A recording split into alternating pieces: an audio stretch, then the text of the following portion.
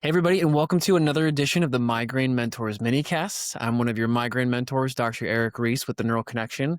And I'm looking forward to this week's episode because last week I didn't know how much of an impact this was going to have, but we talked about vitamin D and its impact on migraine. And we had a ton of you reaching out asking us, like, hey, that was really cool. But what else is there? Like, we talk about magnesium, we talk about all these other compounds. Like, what should we be doing on a nutritional and a supplemental level to help with managing chronic migraine? And I think this was just something that kind of came from the community and was really cool to see. So we had a lot of people reaching out, asking us questions. And so this week we're kind of zooming in on the big six, I call it. This is an article that came out in 2018 that was essentially a synopsis of different nutritional compounds that have been shown to have enough evidence and research to kind of validate their use clinically, but then also too just in the privacy of your own home. And this week, we're kind of breaking it down really quickly. We'll still talk about vitamin D because it's still a relevant discussion to have, but we're going to talk about the other five and why they're relevant. So, first and foremost, we've touched on this ad nauseum, and I hate to have to repeat it, but it's such an important component. We've got to touch on magnesium. So, as we've discussed in past newsletters, like magnesium is one of the most important things for you to be taking and acquiring through your diet, nutrition, if you're someone who struggles with migraines. Magnesium calms overexcitable neurons. We don't have to get into too much detail, but there's specific NMDA receptors that are at play with that. They kind of just calm the brain down. We know that magnesium can help regulate like smooth muscles and blood vessels. So that opening and closing of those blood vessels is a super important part of that whole neurovascular aspect to migraine. We know that it can improve sleep quality and quantity, which is a really big factor, whether it's a preceding factor for your migraine, it's a trigger, or it's an outcome for you having migraines. Sleep is a multifaceted benefit for so many people. And I understand the irony of just saying, well, you should just sleep more, because that's what most people want to say. And if that was the case, you would already figure that out. Magnesium can be really helpful with that. Magnesium can also dampen gut and brain inflammation, which is a super cool mechanism, a really important factor. And magnesium is important for producing neurotransmitters. You can get magnesium in dark leafy greens, beans, pumpkin seeds, and cacao. Those aren't an exclusive or exhaustive list, but you can find it in pretty much any high quality food. So, with that said, magnesium is the number one factor that you should be looking at. Number two is methylated B vitamins. So, we're really talking about like B2, B3, B9, B12. So that's riboflavin, niacin, folate, and methylcobalamin or cobalamin. I'm going to advise you that if you're going to be taking B vitamins, you should take methylated forms of them. What's great about B vitamins is that they're water soluble, so you're going to pee them out if you don't use them. Most of the time when people are taking complex B vitamins, they're going to have changes in their urination, which means it's going to be maybe a bit brighter colored or fluorescent. That's totally from the niacin that you're taking, and they're relatively safe. They're relatively proven, so these can help your brain's ability to produce energy. They can help methylation, which is like the on and off switch for DNA signaling, cellular messaging, things along those lines.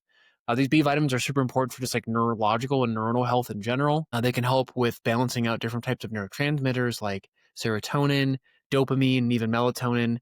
They can also improve homocysteine levels, which is something we've talked a little bit about, but homocysteine is a cardiovascular marker. I would look at it as an inflammatory marker.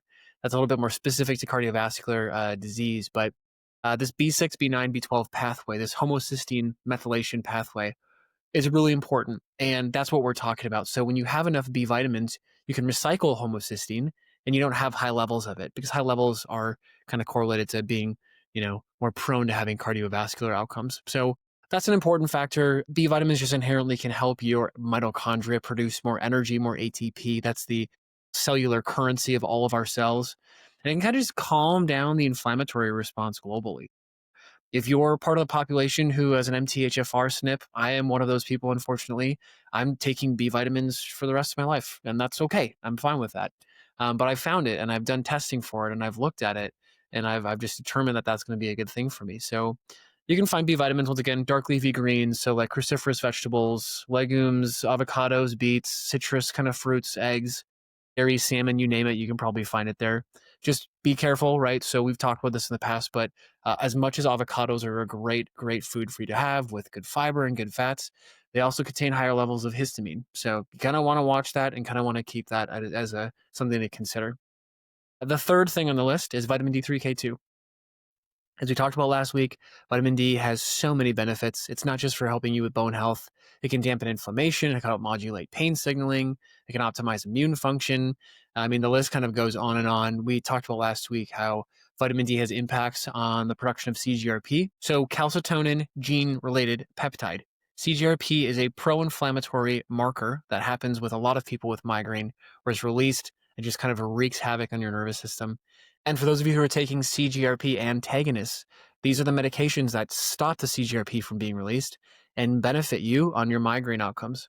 So we know that vitamin D insufficiency is kind of linked to more frequent headache days. So taking vitamin D with K2 can help optimize your vitamin D levels. You don't have to just get it through supplement form. Like sunlight, obviously, is like the best way to get it through synthesis through the skin. But you can also find it through fatty fish, pasture-raised egg yolks, mushrooms, and fortified like milks and plants and stuff like that. Get it naturally if you can, and if you can't, then go to the other sources. So that's number 3. Number 4 is enzyme CoQ10, which is an interesting enzyme. So your cell's mitochondrial like migraine co-pilot really is a way to look at this. This CoQ10 shuttles electrons across the electron transport chain. This is an area inside the mitochondria that essentially produces more ATP. So what's cool about CoQ10 is that it's kind of an antioxidant. It can chew up oxidants around the way as well. So, as much as it's shuttling more energy production processes towards your mitochondria, it can chew up different oxidants as well to be an antioxidant, which is awesome. So, for you as somebody who struggles with migraine, this means like steadier cellular energy to you, less oxidative stress, less pain, and those trigeminal systems. That's a really beneficial thing for all parties. And you can find CoQ10 in organ meats, fatty fish, sesame seeds, peanuts. The list is by no means extensive, but that's a pretty healthy amount. So that's number 4. Number 5 is alpha lipoic acid, or ALA.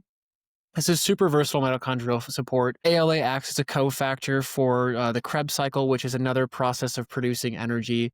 It can recycle antioxidants, vitamin C and vitamin E, so it's got some really cool benefits there. It also supports like smooth muscle and endothelial function, so that vasoconstriction and dilation of blood vessels. That's a key part to migraine, the neurovascular component to migraine, and it can be something really beneficial for patients who are taking it. So early clinical data is relatively convincing. It can suggest some like potential benefits for like neuropathic pain. It can improve metabolic health. Patients who are struggling with like type 2 diabetes and migraine actually see some tremendous benefits from it, probably because of the ability for it to balance blood sugar, produce more energy, and then get the benefits on the mitochondrial scale. But you can find this in smaller amounts in like spinach, broccoli, yams, tomatoes. A lot of people just supplement with it, which is completely fine. But if you want to get it naturally, you can get it through the foods you eat. And last but not least is L-carnitine. You can sometimes find this as like acetyl L-carnitine, which is a more bioavailable version, but this is like a fatty acid transporter for your mitochondria. So it shuttles like long chain fatty acids in the mitochondria, helps you produce more energy, can help you just optimize cellular function. Once again, that ATP, that cellular currency, is a really big deal for you. So mitochondrial function is just grounded. Mitochondrial function is just fundamentally like elemental for migraine management and dealing with inflammation and all the things that we've talked about with the migraine complex. Early clinical studies, often paired with like ALA or like CoQ10, show like that you can see a decrease in the migraine attacks, the migraine frequency, and even some show migraine duration. You can find this in red meats like beef and lamb. You can find it in poultry, fish, dairy. Plant sources are quite minimal, so you kind of got to get it through meats. If you're someone who's a vegetarian or vegan, and then you know what you need to do.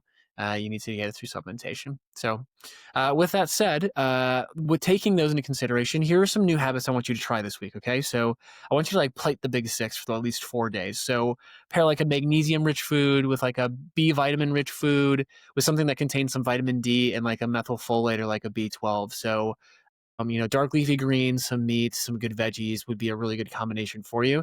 But I want you to do that for like 4 days. Like, take note at how you feel. Does this make an impact? Do you feel better? Do you feel worse? Like, are there anything that you can like take away as an observation? Those would be really key for you. So the next thing is like get some light and get some movement. So resetting your circadian rhythm is a really important aspect to improving your sleep. We want you to get morning sunlight because you're going to be getting vitamin D with that as well too. If you live in Minnesota, which we're not getting much vitamin D these days, I have to supplement with it. I just put it in my tea in the morning and that's good to go. But if you want to, I want you to get some sunlight, not because of the vitamin D only, but because it can help you reset your circadian rhythm. The morning sunlight has different colored hues than like the afternoon or evening. And so the morning is kind of the pivotal moment for you to like reset your circadian rhythm, really get the melatonin, cortisol production, that like wave to really like be lined and synced up because it's going to help you sleep later that night. It's going to get your circadian rhythm on board so you can get consistent sleep over time. And it's important too, just to pair that together with other things. So we want you to move. We want exercise to be a part of your life. There's some studies showing too much exercise can be a bad thing for migraine, which is true.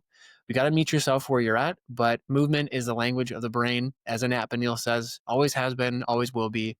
That's a really important factor for you to consider. So try and get some morning sunlight, try and get some movement. That's going to be a recipe for success for you. And lastly, we want you to track. We want you to talk to your doctor. If you want to get your blood tests ran, go do it, right? So don't just do these things because we're telling you to. Like, go get some objective, quantifiable measurements, and then make sure you can quantify them and judge them and base your results on things over time. So get a blood test done, see how things go, try some of these things out, see if you feel better, and just track your symptoms. Like, that is the best way to learn about your brain and your body. Statistically speaking, these are things you should be doing, but every treatment plan I've ever put together for a patient who's had success has always been personalized. So don't forget that aspect. So, with that said, I hope you enjoyed this week's episode. This one was short, sweet, and to the point. If you like the shorter formats, let us know. We're always open to feedback. Once again, thank you for joining us. If you're a subscriber to the Migraine Mentors newsletter, thank you so much for your support and feedback and all the things you've been giving us. If you're somebody who just stumbled upon this video, this podcast, and you want to learn more about managing migraine without medications, what are you waiting for? Hit the subscribe button below. Follow us on all different platforms. We post our newsletter every Wednesday morning at 6 a.m. on Beehive. And we're here to essentially bring 20 years of clinical experience from our experiences at the Neural Connection and putting that together in a package to allow you to educate yourself, empower yourself, and to honestly take ownership of your health to help you improve your migraine symptoms. So once again, I'm Dr. Erik Reis with the Neural Connection and the Migraine Mentors. And my son is telling me it's time to leave. And so that's my cue. I will see you at next week's episode. Thanks.